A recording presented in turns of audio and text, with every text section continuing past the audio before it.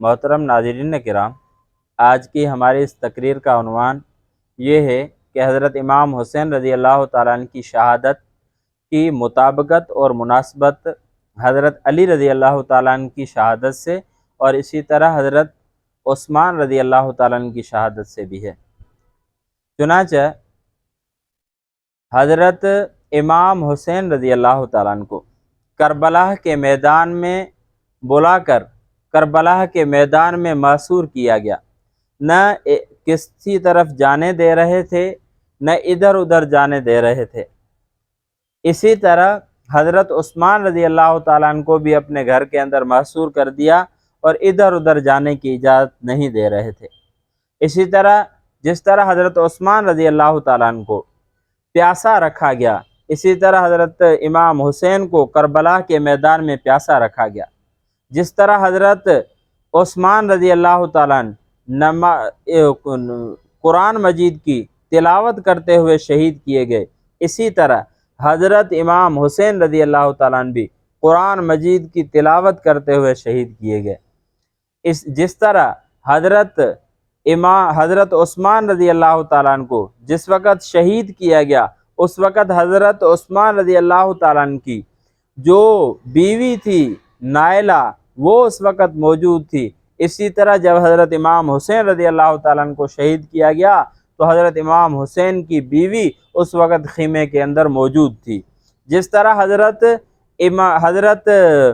عثمان رضی اللہ تعالیٰ عنہ کو مظلومانہ طریقے پر شہید کیا گیا، اس کا جو وار تھا وہ دماغ پر تھا، سر پہ مارا۔ اسی طرح جو وار حضرت حسین رضی اللہ تعالیٰ عنہ پر ہوا، وہ بھی اس طرح سر پہ وار کیا گیا۔ تو یہ ایک مطابقت ہے کہ جس طرح حضرت امام حسین رضی اللہ تعالیٰ عنہ نے حضرت عثمان رضی اللہ تعالیٰ عنہ کے دور خلافت میں حضرت عثمان کی شہادت کے وقت جو سبق سیکھا تھا کہ شہادت کا سبق کس طرح ملتا ہے، شہادت کس طرح ملتی ہے، شہادت اچھی کون سی ہے، جو سبق اس نے کربلا، جو سبق اس نے حضرت امام حسین رضی اللہ تعالیٰ عنہ نے حضرت عثمان رضی اللہ تعالیٰ عنہ سے سیکھا تھا جب وہ گھر کے اندر محصور تھے اور حضرت امام حسین رضی اللہ تعالیٰ عنہ اس کے گھر کے باہر اس کی چوکیداری کر رہے تھے، جو اس نے سبق سیکھا اسی طریقے پر حضرت امام حسین رضی اللہ تعالیٰ عنہ نے شہادت نوش فرمائی۔ اسی طرح حضرت عثمان رضی اللہ تعالیٰ عنہ کی شہادت کے بعد حضرت علی رضی اللہ تعالیٰ عنہ کی شہادت،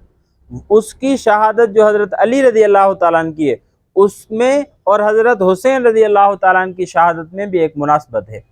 وہ یہ ہے کہ حضرت علی رضی اللہ تعالیٰ عنہ کو اس وقت شہید کیا گیا جب وہ نماز پڑھانے کے لیے مصلی پر امامت کے لیے جا رہے تھے